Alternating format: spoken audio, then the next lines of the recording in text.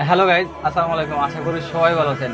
17 তারিখে বকিবিনতে একটা ঝামেলা হয়েছিল বলতে গেলে একটা মেয়েরে কাজের কথা বলে মালয়েশিয়া টানছিল। দালালের আমি নাম কমো না, পরে আমি এটা তার নাম কমবো। তারা আনছিল ওই লোকে ভালো কাজের কথা বইলা, কিন্তু তারা 9 দিন আটকে রাখছিল। ওই লোকে 9 দিন আটকে রেখে তারা বলছিল যে 3.5 লাখ টাকা বলছিল, 5 লাখ টাকা না দিলে তারে খারাপ কাজ করার লাগে, মানে লাইক ওই লোকে আপনার দেহ ব্যবসা করার লাগে তারা অফার করছে। তোমার দেহ ব্যবসা করার লাগে বলছে না, তুমি রাজি হও নাই বা তারা অনেক জোর করছে। রাজি হওয়ার পর তোমার বলছে যে 5 লাখ টাকা দিতে হইব বা 3 লাখ টাকা, দুইবার, একবার বলছে 5 লাখ, পরে বলছে 3.5 লাখ টাকা দিতে হইব। পরে দেয় নাই। পরে যে কারো মাধ্যমে, এক ছোট ভাইয়ের মাধ্যমে আঁকি আমার নাম্বার পাইছে। নাম্বার পাওয়ার পর আমার ফোন দিছে যে ভাই এই সমস্যা, আমি অনেক ভাইয়ের কাছে গেছি, হেল্প করে নাই। তারপরে যেহেতু ভাই একটা ইজ্জতের ব্যাপার, আজকে আমার বোন যদি এই জায়গার মধ্যে পড়তো, অন্য কেউ হেল্প করতো। যেহেতু ও গেছে, আমি জাস্ট, ও সমস্যার মধ্যে পড়ছে, আমি জাস্ট হেল্প করতে গেছি। ওরে হেল্প করার পরে আমি গেলাম, যাওয়ার পরে যে হয়েছে যে ভাই যে খরচটা দিয়ে আছে এটা দিয়ে দিতে হবে। আমি বললাম ওকে ফাইন। তারে খরচা দিয়ে আনছেন, মিটমাট হয়েছে 2,20,000 টাকা দিয়া। তার 500 আটকে রাখছে ওরা, 2,20,000 টাকা দিয়া 500 আনতে হইব। ঠিক আছে, মেয়ে আর আঁকি কয়দিন ধরে আমার বাসায়? 2 দিন ধরে। আমি আমার যে তুমি ফোন দিছো বা আমি তোমার লাগে কাজ করতে গেছি, তুমি কি আমার 2 টাকা দিছো? আমি কি তোমার কোনোদিন বলছি যে তুমি খারাপ কাজ করো? সবাই তো আমার বলতে, তুমি তো নিজে শুনতেছো, সবাই আমার বলতেছে আমি নাকি তোমার বিজনেসের লাগে ট্রাই করতেছি।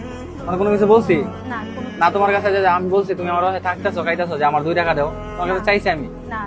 এখন তুমি যারা এই কথা বলতেছো ওরা যদি কি হইতেছো? তুমি বলতে চাইতেছি যে এত খারাপ কথা আপনারা বলবেন না, পারলে আমারে সাহায্য করবেন কিভাবে আমার বাংলাদেশে পাঠান যায়। আর আমার আম্মা টাকাটা খুব কষ্ট করে জোগাড় করে পাঠাইছে।